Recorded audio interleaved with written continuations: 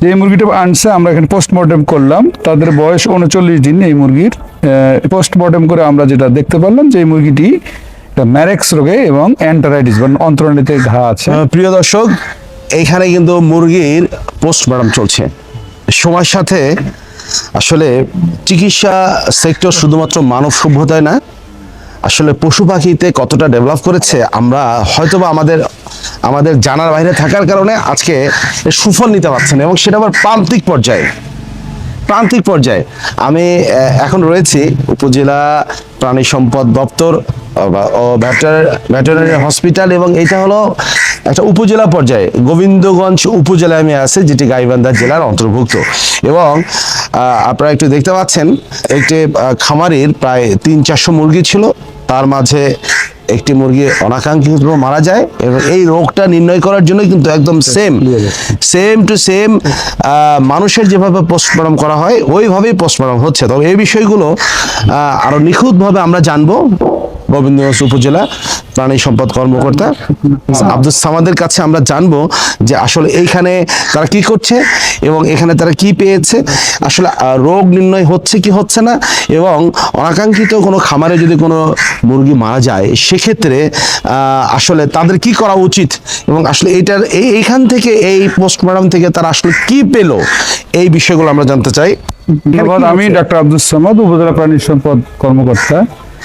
মূলত প্রান্তিক খামারিরা তাদের যে মুরগি পালে, একজন খামারি আমাদের কাছে এসেছেন, তার 300 মুরগি রয়েছে, একটি মুরগি মারা গিয়েছে। তো সাধারণত রোগ নির্ণয়ের অনেকগুলো পদ্ধতি আছে, সবচেয়ে বেস্ট এবং সূক্ষ্ম এবং কার্যকর পদ্ধতি হচ্ছে পোস্টমর্টেম করা। যে এই মুরগিটা আনছে আমরা এখানে পোস্টমর্টেম করলাম, তাদের বয়স 39 দিন। এই মুরগির পোস্টমর্টেম করে আমরা যেটা দেখতে পারলাম যে এই মুরগিটি ম্যারেক্স রোগে এবং এন্টারাইটিস বা অন্ত্রনালীতে ঘা আছে। আমরা মূলত এটাকে দেখে বেস করে আমরা তাকে প্রেসক্রিপশন করব, কিছু ওষুধ আমরা পারলে এখান থেকেও দেবো। উনি এটা ব্যবহার করলে খুব দ্রুত এই রোগটা সেরে যাবে। এখানে হচ্ছে গ্রাম পর্যায়ে অনেকে সাধারণত বিভিন্ন ডিলার, হাতুড়ে ডাক্তার বা যারা এগুলো সম্বন্ধে সম্মুখ জ্ঞান নেই, তাদের সঙ্গে তারা সাধারণত যোগাযোগ রাখেন, এবং তারা অনেক সময় ভুল পথে পরিচিত হচ্ছেন এবং তারা বোঝেন না বুঝেই ক্ষতিগ্রস্ত হচ্ছেন। তা আমি আহ্বান জানাবো তারা আমাদের প্রত্যেকটি ভেটেরিনারি হসপিটাল আছে উপজেলায়, সেখানে যাবেন, রেজিস্টার্ড এবং তারা দক্ষ ডাক্তার রয়েছেন, তারা এটা পোস্টমর্টেম করে অথবা তার ইতিহাস শুনে এটা সঠিক পরামর্শ দিলে সে উপকৃত হবে।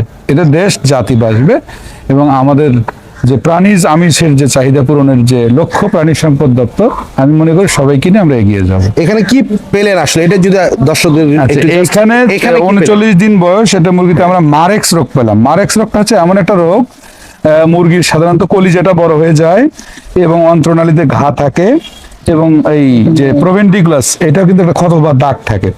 এই ক্ষেত্রে মুরগি মূলত শুকে যায়, আস্তে আস্তে শুকে যাবে, সে কাঙ্ক্ষিত ওয়েট বা বডি ওয়েটটা আসবে না।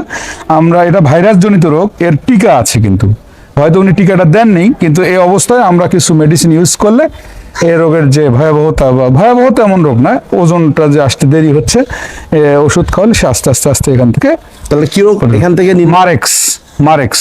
প্রিয় দর্শক, আমরা কিন্তু রোগ পেয়ে গেলাম, আসলে জানলেই আপনি মুক্তি পাবেন, এটি আসলে একটা চরম সত্য কথা। প্রান্তিক পর্যায়ে আজকে কোথায় এই প্রাণী সম্পদ দপ্তর এগিয়ে গেছে, একটা রোগীকে পোস্টমর্টম করে তার রোগ নির্ণয় হয়ে গেছে, তার মানে খামারি বেঁচে যাবে, তার মানে খামারি অর্থনৈতিকভাবে লাভবান হবে, আমাদের ক্ষুদ্র খামারিগুলো আস্তে আস্তে বড় খামারে পরিণত হবে, এবং আমাদের দেশের যে মাংসের চাহিদা আছে, মুরগির চাহিদা আছে, এটি কিন্তু পূর্ণ হয়ে যাবে।